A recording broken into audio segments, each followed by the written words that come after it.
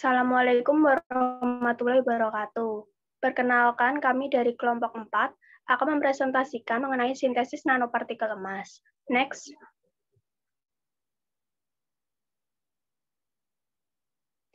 Anggota kelompok 4 yaitu Karisma Khalif dengan NIM akhir 16, ada Nandia Salsa dengan NIM akhir 19, ada Septi Indriani dengan NIM akhir 36, ada Nisa Uribah dengan NIM akhir 37, ada Kutbil Irsyad dengan NIM akhir 42, dan ada Wirda dengan NIM akhir 48. Next. Definisi nanopartikel emas atau AWPS adalah partikel emas kecil dengan diameter 1 hingga 100 nanometer. Nanopartikel emas dapat diproduksi dengan berbagai ukuran dan bentuk tergantung dari metode fabrikasinya. Pada kesempatan kali ini, kami kelompok 4 akan memaparkan beberapa metode yang dapat dilakukan untuk mensintesis nanopartikel, seperti mikroplasma non-thermal, reduksi sitrat, sol gel, sintesis hijau, sheet mediate grow method, radiasi gelombang mikro, dan sintesis template. Next. Yang pertama adalah metode mikroplasma non-thermal. Next. Mikroplasma merupakan plasma berukuran kecil antara puluhan hingga ribuan mikrometer. Plasma sendiri dianggap sebagai wujud materi keempat yang dihasilkan ketika gas terionisasi sebagian atau seluruhnya. Pada metode mikroplasma sendiri, sebenarnya terdapat 4 kategori, yaitu yang pertama, pelepasan mikroelektroda berongga, yang kedua, jet mikroplasma dengan elektroda eksternal, yang ketiga, jet mikroplasma dengan elektroda habis pakai, dan yang keempat ada sistem plasma cair. Nah, umumnya untuk 3 sistem plasma pertama,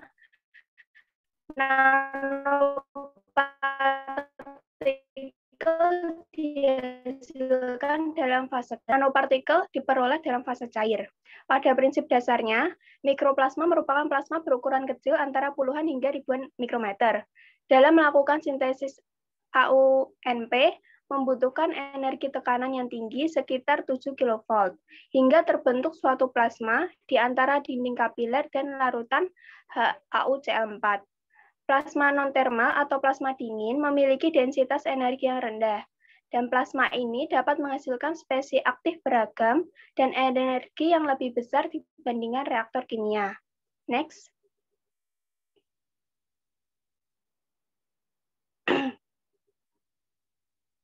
Ini adalah contoh sintesis AUNP dengan mikroplasma cair.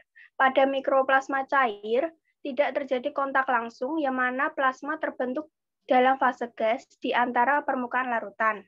Biasanya, satu elektroda berbentuk pin atau dengan ujung yang tajam dan diposisikan dalam fase gas dalam jarak beberapa mikrometer di atas elektrolit cair pada ilustrasi katoda. Sedangkan elektroda lainnya terendam di dalam elektrolit dan bisa dalam berbagai bentuk pada ilustrasi anoda. Satu daya frekuensi yang digunakan untuk merangsang atau mempertahankan plasma dapat digunakan variasi berbeda, mulai dari DC, kilohertz, megahertz, dan bahkan hingga rentang gigahertz. Ini adalah contoh sintesis AUNP dengan mikroplasma cair. Pada perakitannya, kita membutuhkan larutan HAUCl4 yang digunakan sebagai elektrolit untuk menghasilkan nanopartikel emas yang diletakkan pada wadah, atau pada gambar ini diletakkan pada cawan Petri. Dalam penelitian ini, sebuah kapiler tabung atau yang runcing digunakan sebagai katoda yang diposisikan 2 mm di atas permukaan elektrolit. Sedangkan platina berfungsi sebagai anoda dan ditempatkan 3 cm dari katoda. Kedua elektroda tersebut dihubungkan ke satu daya tegangan tinggi DC. Kemudian gas helium dialirkan pada laju aliran gas melalui kapiler tabung, sehingga plasma akan terbentuk di antara tabung kapiler dan permukaan elektrolit. Pada beberapa pada beberapa percobaan ditambahkan larutan fruktosa untuk mencegah pertumbuhan partikel dan aglomerasi yang tidak terkendali. Sementara itu, pada metode ini, parameter pemrosesannya seperti suhu larutan, arus, dan laju pengadukan disesuaikan untuk mensintesis nanopartikel AU atau emas dengan ukuran dan morfologi yang dapat dikontrol. Next. Pada percobaan ini didapatkan hasil sintesis dan karakterisasinya. Pada gambar 2 menunjukkan hasil dari larutan yang berwarna dari AONP atau nanopartikel emas berdasarkan variasi konsentrasi. Kemudian pada gambar 8 menunjukkan bahwa bentuk partikel AONP yang disintesis berbentuk partikel bulat. Dan pada pengamatan konsentrasi 0,5 millimolaritas terlihat diameter partikel bervariasi mulai dari 30 nanometer hingga 60 nanometer. Next. Selanjutnya, pada tabel 1 menunjukkan ukuran butir kristal pada konsentrasi dan waktu yang berbeda. Melalui data dapat diketahui bahwa ketika konsentrasi menurun, partikel akan semakin kecil, dan bertambahnya waktu akan menghasilkan partikel yang semakin besar dan berjarak satu sama lain. Next. Kelebihan dari metode ini memiliki temperatur di bawah 450 Kelvin, sehingga tingkat bahaya yang lebih rendah dibandingkan dengan plasma thermal yang memiliki temperatur di atas 1000 Kelvin. Yang kedua, perangkat plasma non-thermal lebih sederhana. Yang ketiga, efisien, aman, dan ekonomis. Dan yang keempat, keseragaman produk yang tinggi. Sedangkan untuk kekurangannya, yang pertama jumlah data yang rendah dan area deposisi yang kecil. Next.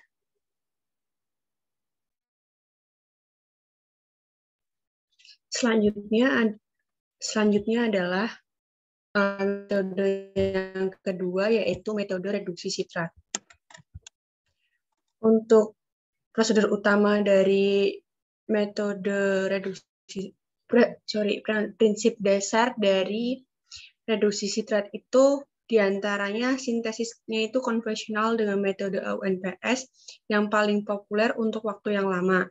Dan di sini reduksi sitrat HAUCl4 dalam air diperkenalkan oleh Turkevich pada tahun 1951, di mana pada metode ini pendekatan umum dalam pembuatan larutan emas koloidnya adalah sintesis partikel dari garam. Garam yang digunakan di sini yaitu garam emas HaUCl4 menggunakan zat reduksinya. Penggunaan natrium sitrat ini menghasilkan larutan koloid yang memiliki stabilitas yang sangat baik dan ukuran partikelnya. Di sini ada gambar terkait prinsip dasar dari reduksi sitrat. Untuk metode sintesis reduksi sitrat itu mempunyai prinsip dasar ketika dilakukan preparasi nanopartikel logam dengan metode reduksi kimia, ion logam direduksi oleh agen pereduksi dengan penambahan agen protektifnya, di mana gunanya yaitu untuk menstabilkan nanopartikel. Stabilitas nanopartikel memegang peranannya sangat penting, terutama ketika nanopartikel tersebut dikarakterisasi dan diaplikasikan ke dalam sebuah produk. Next.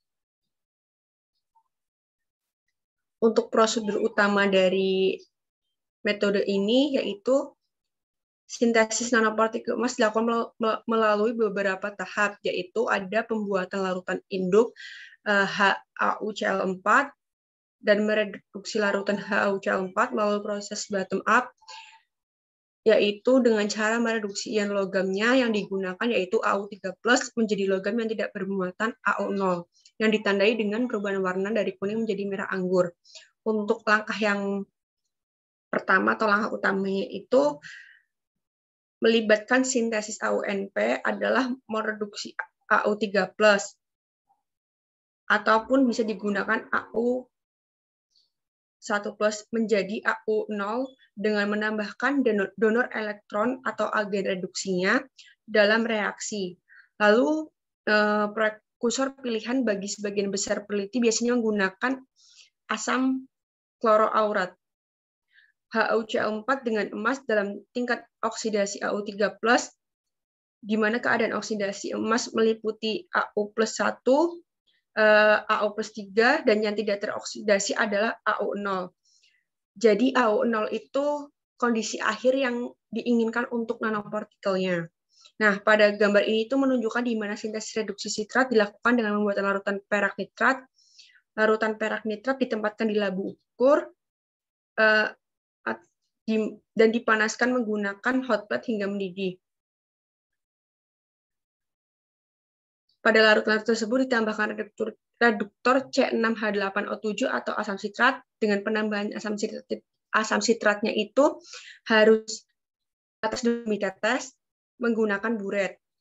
Setelah dipanaskan dengan suhu 80 derajat Celcius sampai 15 menit dan diaduk menggunakan magnetic strainer atau pengaduk dengan kecepatannya itu 300 rpm sampai berwarna merah anggur.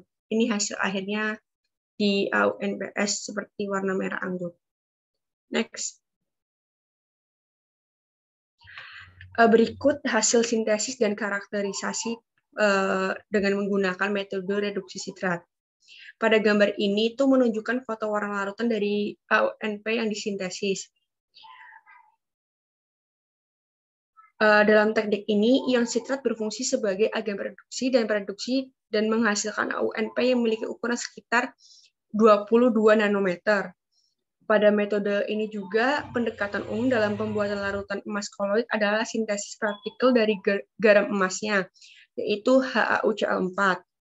Menggunakan ZP reduksinya, penggunaan natrium sitrat menghasilkan larutan koloid yang menstabilkan dan sangat baik dari ukuran partikelnya, struktur, potensi, dan ukuran AuNPS diukur dengan menggunakan TEM dan DLS.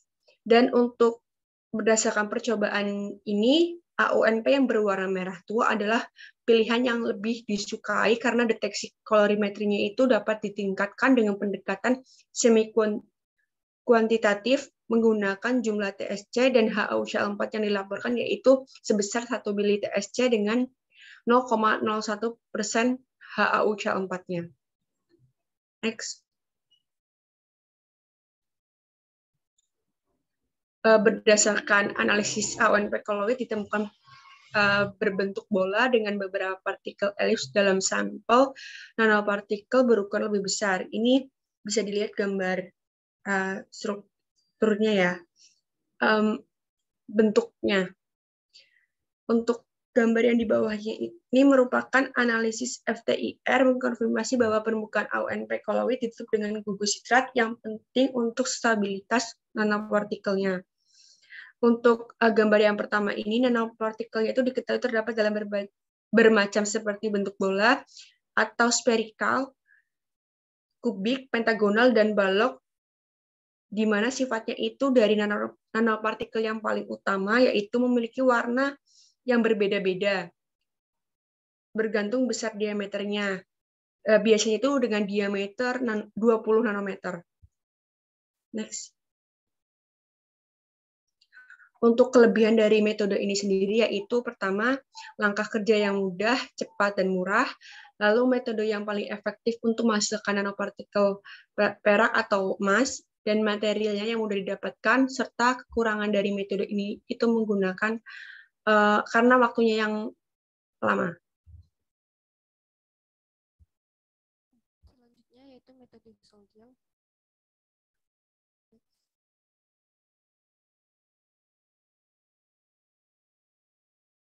Next.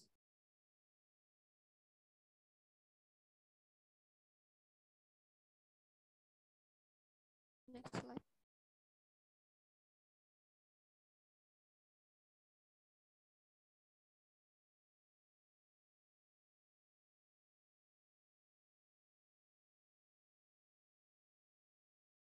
Next slide.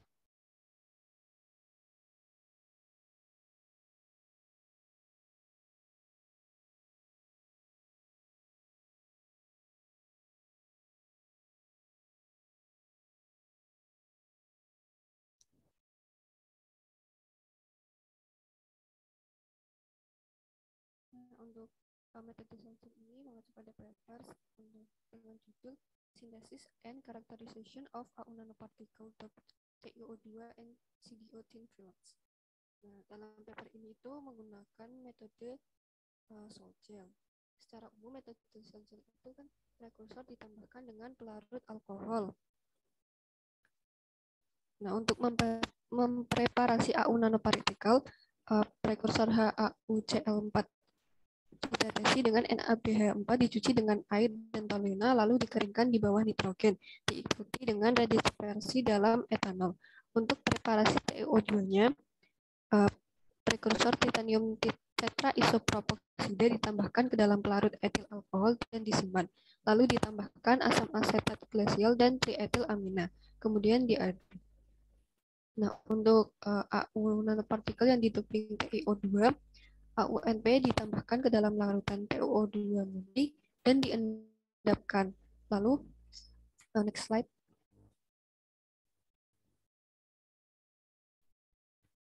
Untuk preparasi kadmium oksidanya, AU nanopartikel prekursor kadmium asetat ditambahkan ke dalam pelarut metanol, kemudian ditambahkan gliserol dan C8H15N ke dalam larutan.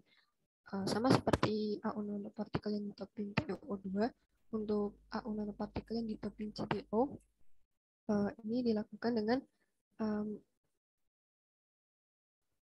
menambahkan AU nanopartikel dalam larutan CDO murni dan disimpan seharian untuk pengendapan. Nah, untuk membuat film, prekursor ini dapat disimpan dalam suatu substrat melalui dip coating atau spin coating. Dalam paper ini, proses spin coating dilakukan dalam substrat kaca, kemudian sampel dikenai proses annealing berulang kali pada suhu 300 derajat Celcius selama 5 menit. Kemudian, untuk menghomogenkan proses annealing ini dilakukan untuk menghomogenkan sampel. Lalu post annealing dilakukan dalam oven pada suhu 500 derajat Celcius selama 1 jam. Next. Kemudian hasil sintesis dikarakterisasi menggunakan XRD, SEM, dan spektrofotometer UV-Vis NIR. Nah, hasilnya pengukuran spektrofotometer UV-Vis NIR ditunjukkan pada gambar yang tertera pada slide. Garis biru itu menunjukkan CDO murni, sedangkan yang garis pink itu menunjukkan TiO2 murni. Untuk garis cian atau biru kehijauan yang bawah itu menunjukkan AU nanopartikel yang didoping CDO, dan garis warna hijau itu menunjukkan AU nanopartikel yang didoping TiO2. Nilai transmisi film tipis AU nanopartikel yang didoping TiO2 meningkat dari TiO2 murni. Hal ini menunjukkan peningkatan transparansi film tipis. Peningkatan ini berkaitan dengan sifat struktural dan permukaan, seperti kristalinitas yang lebih baik, ketidakteraturan permukaannya lebih sedikit, dan kekasaran permukaannya lebih sedikit. Kemudian, nilai transmisi film tipis CDO yang didoping AU nanopartikel mengalami penurunan dari transmisi film tipis CDO murni, yang artinya mengalami penurunan transparansi film tipis. Penurunan ini mungkin terjadi karena gangguan pada gizi dengan peningkatan keadaan terlokalisasi di dekat pita. Next. Kemudian untuk nilai celah pita film tipis TiO2 meningkat dengan doping AUNP. Untuk TiO2 yang didoping AU dibandingkan dengan film tipis TiO2 murni, kontribusi dari ion AU+ pada situs substitusi ion Ti2+ dan atom interstisial AU menentukan pelebaran celah pita yang disebabkan oleh peningkatan konsentrasi pembawa. Hal ini menunjukkan efek Bernstein-Mohs yang disebabkan oleh tingkat Fermi yang bergerak ke pita konduksi. Karena doping AUNP meningkatkan konsentrasi pembawa di pita konduksi. Energi celah pita optik pun meningkat. Sementara itu, nilai celah pita film tipis CDO menurun dengan doping AUNP. Hal ini menunjukkan penggabungan pita pengotor ke pita konduksi, sehingga mengecilkan celah pita. Perubahan celah pita ini mengkonfirmasi bahwa AU nanopartikel telah berhasil didoping ke dalam film tipis TiO2 dan CDO. Next. Nah, kemudian hasil XRD ditunjukkan pada gambar A dan B. Dari hasil XRD menunjukkan bahwa film tipis TiO2 murni adalah bidang kristal fase anatase dengan refleksi 101, sedangkan film tipis TiO2 yang didoping AuNP menunjukkan puncak karakteristik bidang kristal anatase 101 dan 200. Intensitas puncak relatif dari puncak difraksi ini meningkat dengan doping AU nanopartikel dan menghasilkan kristalinitas yang lebih baik.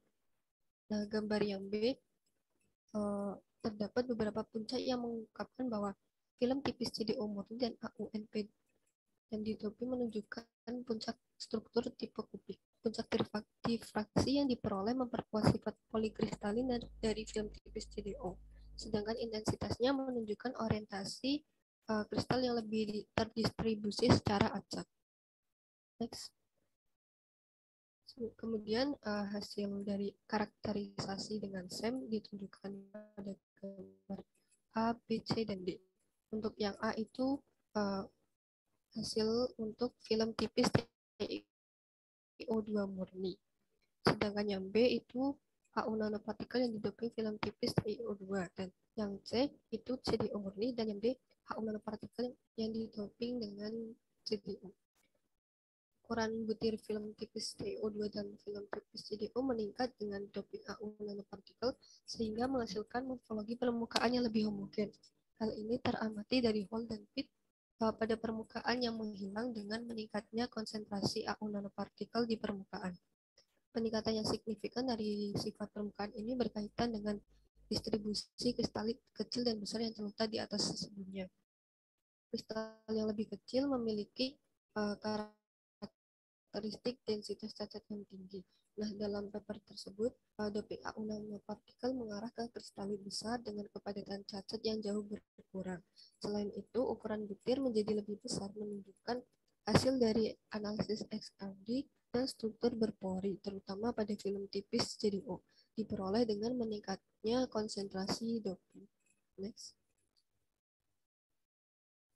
Nah, untuk kelebihan dan kekurangan dari metode Solzel yaitu untuk kelebihannya yang pertama memiliki homogenitas hasil yang tinggi, menghasilkan produk dengan kemurnian yang tinggi, menggunakan suhu yang relatif rendah, hemat energi, produk kelas lebih baik ditentukan dengan sifat-sifat gel dan fase pemisahan dan kristalisasi yang cepat.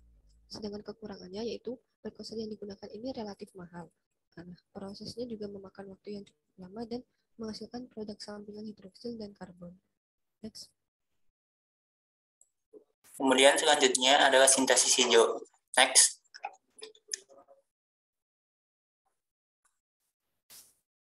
Nah, di sini sintesis hijau itu kita tahu sendiri adalah metode yang ramah lingkungan yang menghadirkan cara berpikir berbeda dalam kimia yang dimaksudkan untuk menghilangkan limbah beracun, mengurangi konsumsi energi, dan menggunakan pelarut ekologis seperti air, etanol, etil asetat, dan lain-lain. Dan ini ditujukan untuk menghilangkan limbah beracun. Next. Untuk prinsip dasarnya sendiri, sintesis hijau ini dapat diadaptasi untuk diaplikasikan dalam upaya penyelamatan lingkungan. Prinsip-prinsipnya yang terpenting yaitu tidak berbahaya, pemakaian bahan pelarut dan pembantu yang aman, kemudian penggunaan katalis untuk mempercepat proses perancangan produk terbarukan yang ramah lingkungan, dan perancangan efisiensi energi. Next. Nah, di sini sintesis hijau sendiri memiliki kelebihan dan kekurangan. Kelebihannya sendiri yaitu tentu saja yang pertama ramah lingkungan, kemudian yang kedua mudah mencakup berbagai sintesis nanopartikel berskala besar, kemudian juga materinya mudah didapatkan. Namun sintesis ini mempunyai kekurangan yaitu yang pertama tanaman tidak dapat dimanipulasi sebagai pilihan nanopartikel melalui sintesis yang dioptimalkan melalui rekayasa genetik. Kemudian tanaman menghasilkan sekresi protein yang rendah sehingga dapat menurunkan laju sintesis. Next. Nah, prosedurnya sendiri yaitu yang pertama ekstraksi bahan dari tanaman dan yang kemudian didapatkan mikroorganisme sederhana. Selanjutnya, mikroorganisme sederhana ini akan diisolasi dengan kultur yang lebih canggih, lalu didapatkan mikroorganisme murni. Kemudian setelah itu, mikroorganisme murni itu akan direaksikan dengan asam kloraurat dan dicampur, dan kemudian diaduk. Setelah diaduk dan kemudian tercampur, kemudian larutan diinduksi, sehingga warnanya nanti akan berubah menjadi biasanya seperti merah muda. Kemudian akan dihasilkan sebuah nanopartikel yang diidentifikasi dari perubahan warna tersebut. Next. Nah, di sini dari paper yang kami baca dan analisis, di sini dari biji rami ini mengandung berbagai senyawa. Yang terpenting dari beberapa senyawa tersebut diantaranya adalah ada omega 3 dan omega 6 yang merupakan penyusun membran sel dan mengandung estrogen yang dapat mengurangi kemungkinan kanker payudara. Jadi di sini peneliti ini bertujuan untuk mensintesis nanopartikel emas dengan tujuan sebagai agen anti kanker dari kanker payudara. Next, kemudian dari analisis UV visitan dan pH ini mengungkapkan bentuk segitiga bulat dan segitiga dari nanopartikel yang telah disintesis yang mencapai ukuran antara 3,4 dan 6,9 nanometer. Kemudian next,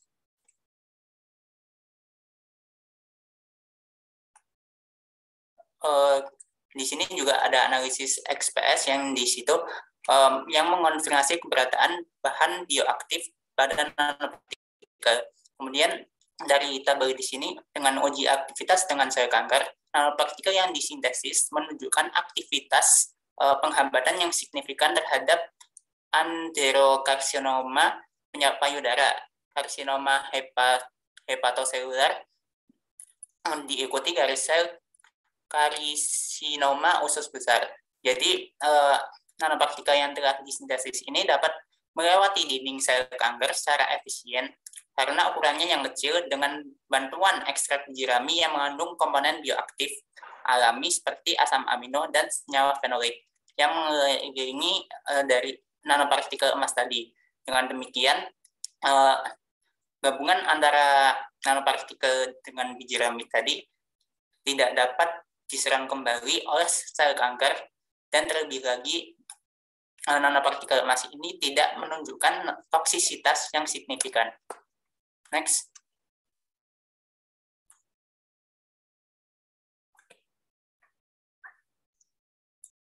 Kemudian yang selanjutnya masih pada metode sintesis hijau, namun kali ini untuk bidik.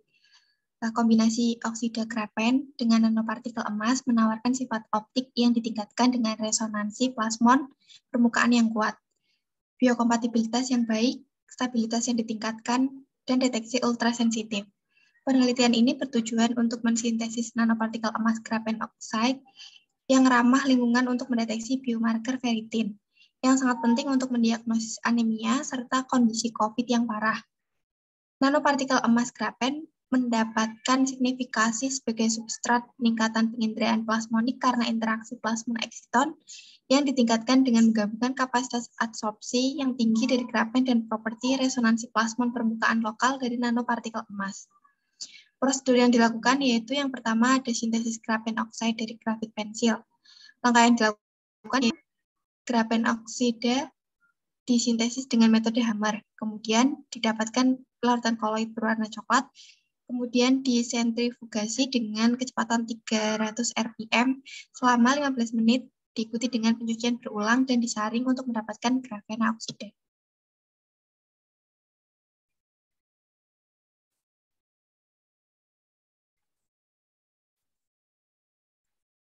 Dan yang kedua terdapat prosedur sintesis hijau dari nanopartikel grafen oksida AU. Nanopartikel GOAU dibuat menggunakan teh hijau sebagai zat produksi. Langkah yang dilakukan yaitu daun teh hijau sebanyak 0,5 gram direbus dalam air dan diekstraksi menggunakan kertas saring. Kemudian 0,5 mg per mililiter larutan grafen oksida disonikasi selama 30 menit. Diikuti dengan penambahan 5 ml 0,5 mm larutan HAU Cl4 dan dibiarkan mendidih dan dibiarkan sebanyak 200 mikroliter ekstrak teh hijau ditambahkan. Nanopartikel yang dihasilkan didinginkan hingga suhu kamar dan disentrifugasi pada 3000 rpm selama 15 menit dan disimpan pada suhu 4 derajat Celcius. Kemudian hasil sintesis dikarakterisasi menggunakan mikroskop elektron scanning dan untuk mengetahui ion Fe3+ dan ferritin menggunakan spektroskopi absorbansi UV tampak menggunakan sumber cahaya deuterium halogen atau DT3000 dan spektrometer serat optik USB 2000. Untuk hasilnya ada gambar A itu ada hasil spektroskopi absorbansi UV. Pada gambar A menunjukkan lapisan yang ditumpuk dikelupas menjadi lembaran oksida grafen. Kemudian pada gambar B ada grafena oksida dan C nanokomposit emas grafena oksida. Ini yang selanjutnya gambar yang merupakan hasil penginderaan selektif ferritin, di mana hasil menunjukkan hanya ferritin yang menghasilkan agregasi nanopartikel bersama dengan pergeseran merah ke 550 nanometer. Perubahan warna yang terjadi dengan pergeseran merah ke 550 nanometer dan penurunan intensitas puncak di dekat 550 nanometer. Untuk meningkatkan konsentrasi ferritin diamati dalam studi spektroskopi absorbansi UV tampak dengan LOD 1 gram per mililiter. Oleh karena itu, hasil ini dengan jelas membuktikan bahwa teh hijau tereduksi nanopartikel GOAU dapat digunakan untuk deteksi Fe dan selektif dan sensitif ion Fe3 dan ferritin.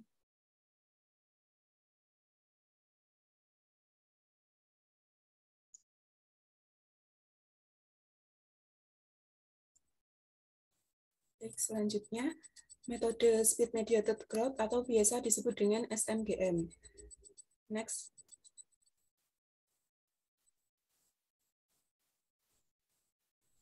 Prinsip dasar dari metode ini, seperti pada gambar, proses sintesis yang menghasilkan nanopartikel emas melibatkan deposisi konformal atom AU di situs pertumbuhan benih Ag atau perak nanoplet. Nah, di biji Ag ini dijaga konstan. Kemudian ditambahkan dengan etsa oksidatif selektif situs tepi Ag nanopartikel untuk menghasilkan AU nanopartikel. Ketika ion Ag+ dan trisodium sitrat dicampur, ion Ag+ ditutup dengan gugus kepala COO main dan memimpin pembentukan kompleks Ag. Nah, AU nanopartikel yang dihasilkan akan bermanifestasi secara signifikan meningkatkan stabilitas kimia dan resonansi plasmon permukaan lokal yang dapat disetel dari rentang spektral terlihat hingga inframerahnya dekat. Next. Jika dibandingkan dengan Ag nanopartikel, AU nanopartikel menunjukkan kinerja SERS yang sangat ditingkatkan dengan faktor peningkatan hampir 3 kali lipat lebih tinggi dari Ag nanopartikel asli.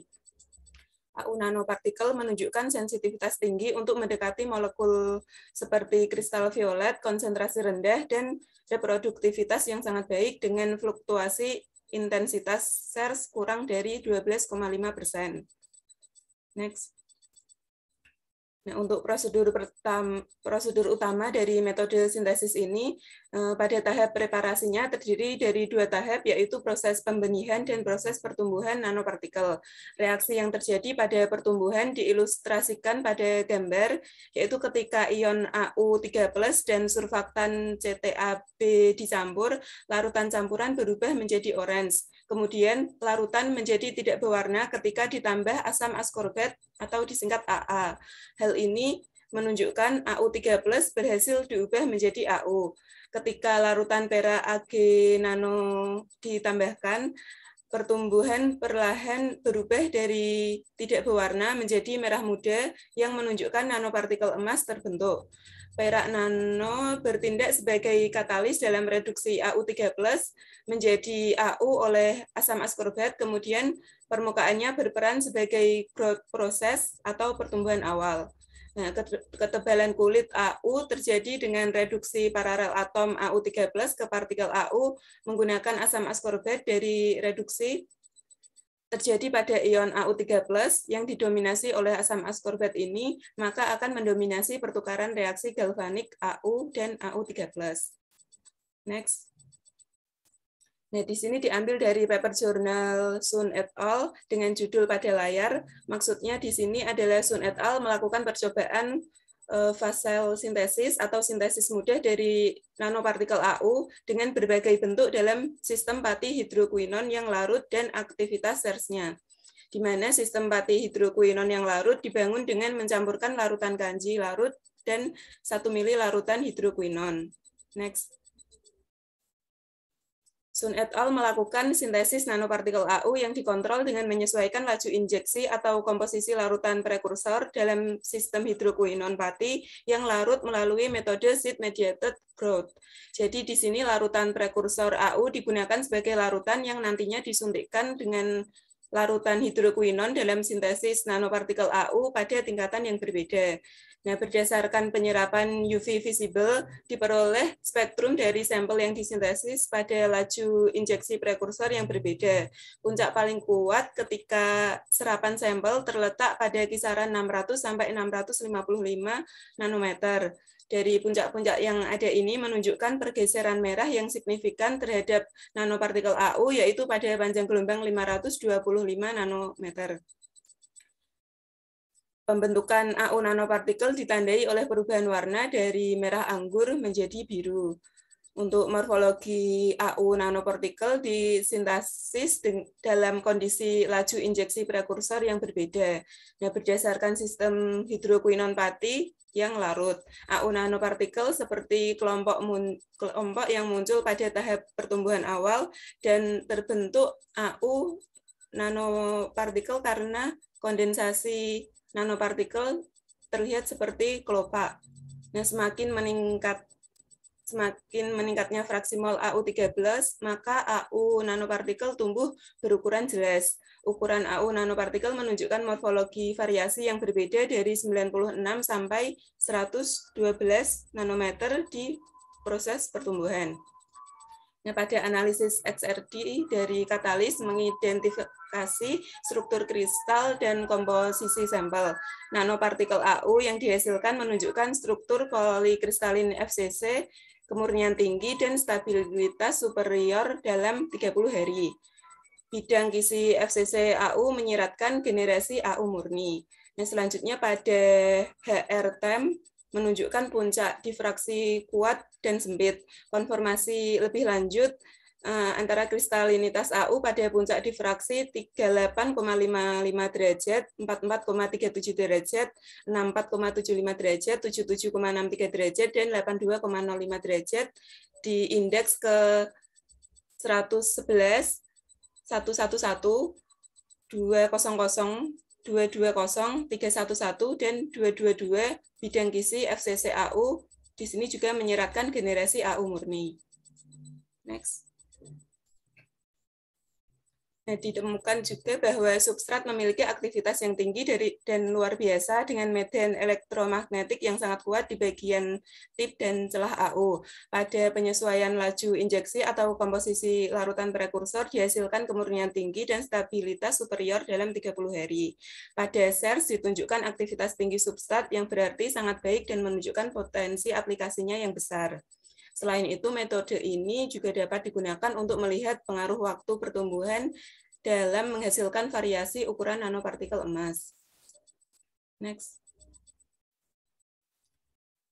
Nah, untuk metode improved seed mediated growth dengan sistem patri hidrokuinon dipilih karena metode ini mudah atau sederhana untuk dilakukan, tidak memerlukan suhu tinggi, peralatan tidak mahal, waktunya singkat, stabilitas kimianya tinggi, dan secara sederhana sangat penting untuk dikembangkan lebih lanjut.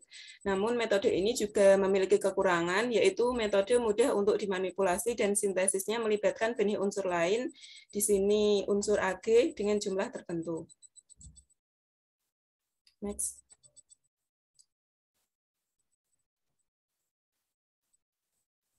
Selanjutnya pada metode radiasi gelombang mikro atau iradiasi microwave. Prinsip dasar dari metode ini meliputi radar yang bertindak sebagai pemancar dan penerima gelombang elektromagnetik adalah antenanya. Dan kemudian pengukuran dilakukan dengan cara bahan yang ditempatkan di antara kedua antena, namun dilakukan tanpa menyentuh antena. Pemanasan di elektrik microwave menyebabkan padatan dan cairan mengubah radiasi elektromagnetik menjadi kalor untuk reaksi kimia. Prinsip dari pemanasan menggunakan microwave berdasarkan pengaruh langsung dari gelombang pada molekul dengan kondisi ionik dan rotasi dipol. Next. Selanjutnya ini ada gambar yang diambil dari situs jurnal IPB, yaitu gambar penggunaan oven microwave untuk mensintesis suatu nanopartikel. Nah, biasanya panjang gelombang yang digunakan pada kisaran 0,1 sampai 100 cm. Pada microwave domestik dan microwave industri umumnya dioperasikan pada 2,45 GH dengan panjang gelombang 12,2 cm dan energi 1,02 kali 10⁻⁵. Next. Berikut sekilas mengenai prosedur utama dalam radiasi gelombang mikro. Yang pertama, pemanasan terjadi pada hanya pelarut dan partikel larutan saja yang dipanaskan sehingga merata terjadi pada pelarut. Untuk pemanasan pada semua bagian bahan atau larutan reaksi. Untuk mempercepat tercapainya reaksi supaya sempurna dan waktu yang diperlukan relatif cepat. Next. Untuk contoh penerapan dari metode ini kami temukan dari paper Madhavan et al. Mengenai sintesis solid state berbantuan gelombang mikro dari nanopartikel AU, spesiasi selektif ukuran, dan perakitan sendiri menjadi 2D superlatif.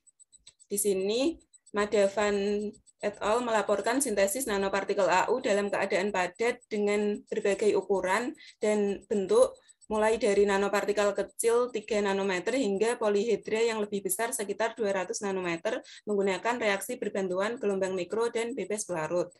Madhavan juga menunjukkan bahwa dimungkinkan secara selektif memisahkan partikel yang lebih kecil, ukuran rata-ratanya 4,52 nanometer, dengan mengekstraknya ke dalam N-dispersi alkanetiol atau etanol. Setelah pengeringan, superlatif atau cincin 2 dimensi diperoleh tergantung pada kekuatan arah pengeringannya. Next. Untuk hasil yang diperoleh pada gambar pertama ini menunjukkan HAUCl4 atau tetraklorohidro emas memiliki massa pucat yang ketika direaksikan di bawah sinar iradiasi microwave. Massa pelarut dibentuk oleh bubuk glukosa atau HAUCl encer. Campuran reaksi mengalami ledakan mendadak dibuktikan dengan ekspansi volume yang cepat yang mengarah ke pembentukan seketika massa padat kecoklatan dari massa pasta yang dibentuk dengan mencampur glukosa yang berbentuk bubuk dengan larutan berair HAUCl4.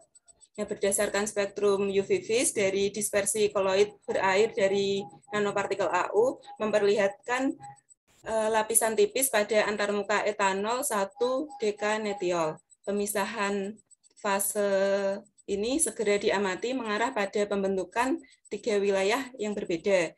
Yang pertama, wilayah A itu wilayah yang kaya akan 1 dekanetiol, wilayah B itu wilayah yang berair, dan C itu antarmuka, terbentuk antarmuka yang jelas pada gambar.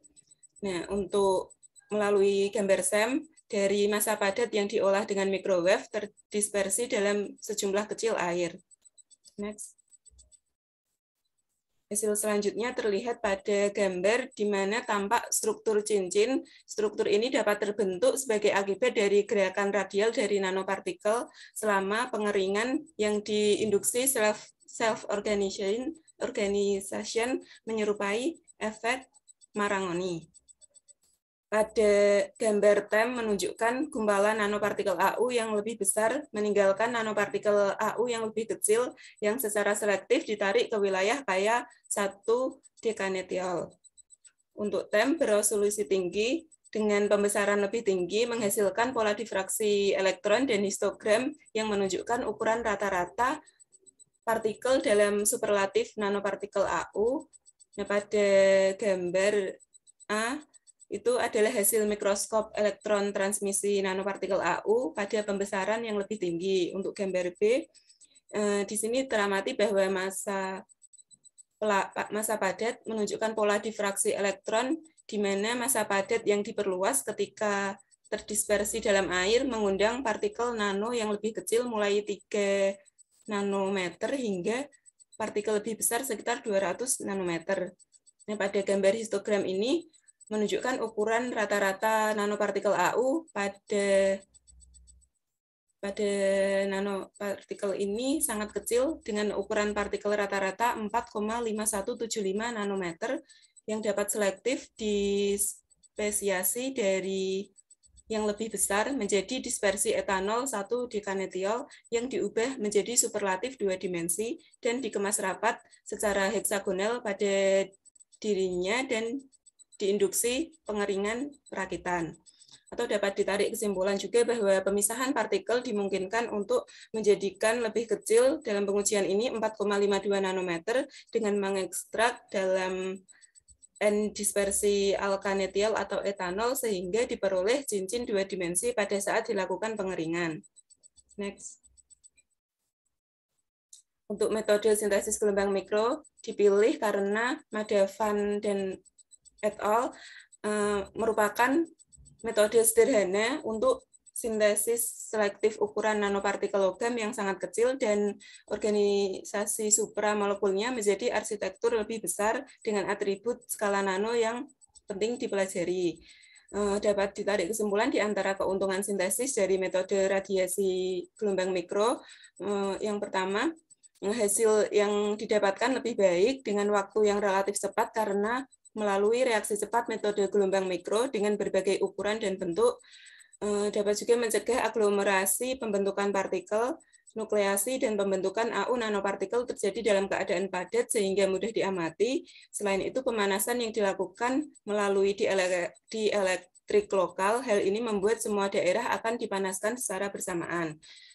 Kemudian untuk kerugian dari metode radiasi gelombang mikro, yang pertama ini tidak homogen, kemudian konstanta dielektrik dari garam AU-nya tinggi, yang memungkinkan terjadinya peningkatan suhu dengan cepat, sehingga menyebabkan pemuaian volume yang juga cepat. Kemudian selanjutnya adalah sintesis template. Next. Di sini templating sendiri kan kita tahu, seperti PPT, kita punya template, kemudian CV ada template, dan template-template yang lain. Nah, metode sintesis ini hampir sama, namun pada sintesis template untuk nanopartikel, ini merupakan salah satu teknik yang penting. Jadi, untuk menghasilkan nanopartikel struktur yang terkontrol. Metode ini menggunakan panduan yang sudah ada sebelumnya dengan fitur skala nano yang diinginkan untuk mengarahkan pembentukan nanomaterial ke dalam bentuk yang sulit diperoleh. Jadi, akibatnya sintesis template ini mampu menghasilkan struktur nano dengan struktur morfologi dan sifat yang unik. Untuk prinsip dasarnya, metode ini akan mengubah morfologi produk, terutama dengan mengontrol nukleasi kristal dan pertumbuhan selama preparasi nanomaterialnya. Next. Jadi untuk pertama kelebihannya itu, nanomaterial yang disintesis oleh metode template ini akan memiliki ukuran, bentuk, dan konfigurasi yang terdefinisi dengan baik. Namun kekurangannya yaitu proses plastik sintesis ini diperlukan untuk menghapus template-nya. Next.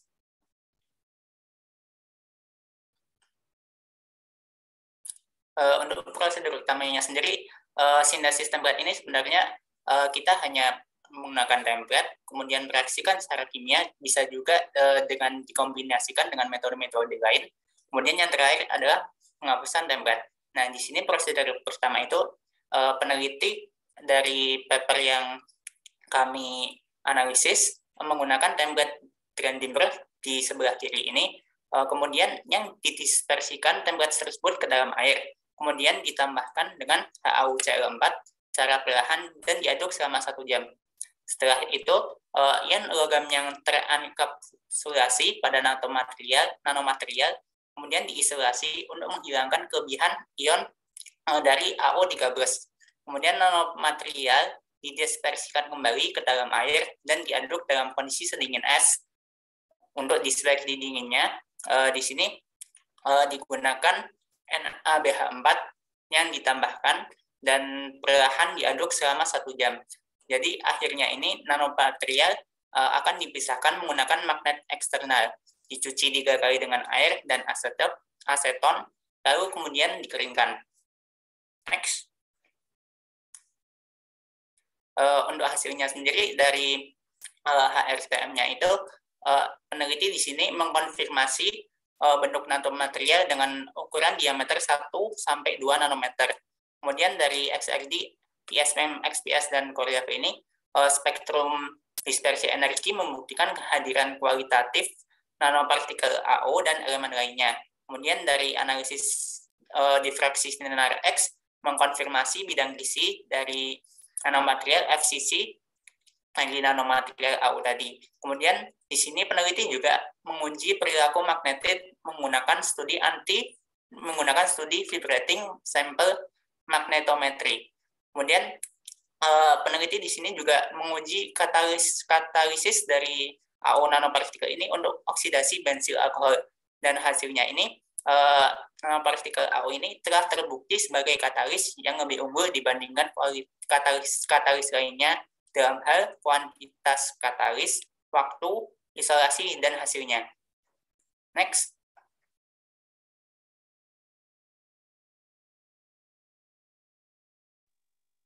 Berdasarkan metode yang telah kami paparkan, kami dapat menyimpulkan metode yang paling efektif digunakan dalam nanopartikel emas. Yang pertama, metode reduksi sitrat dan sol gel. Di antara banyak metode yang dilakukan, metode ini dipilih sebagai metode yang paling aktif dan efektif untuk menghasilkan nanopartikel emas. Metode sintesis yang langkah kerja yang mudah, cepat, dan hemat biaya. Namun, kekurangan dari metode ini adalah waktu kerja yang lama.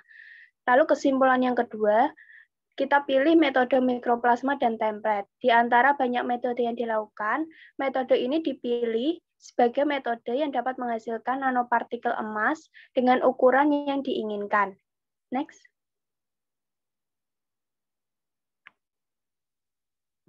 Sekian presentasi dari kelompok kami. Kurang lebihnya mohon maaf. Wassalamualaikum warahmatullahi wabarakatuh.